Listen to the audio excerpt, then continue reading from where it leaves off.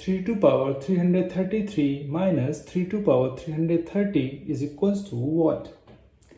This is a very simple but a tricky question, as while solving it, a lot of people make mistakes like this can be written as 3 multiply 333 minus 330, which is equals to 3 multiply 333 minus 330 is equals to 3, which is equals to 3 multiply 3 is 9.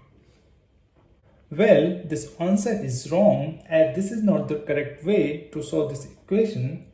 So the right way to solve this equation is, this can be written as 3 to power 330 plus 3 minus 3 to power 330, which can be written as 3 to power 330 multiply 3 to power 3 minus 3 to power 330. So here take 3 to power 330 as common.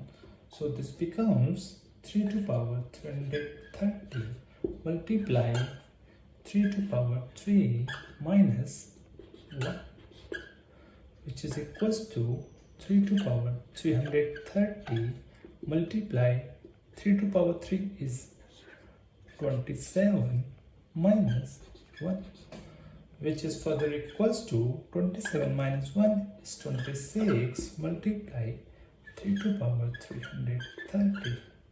So 26 multiply 3 to power 330 is the correct answer.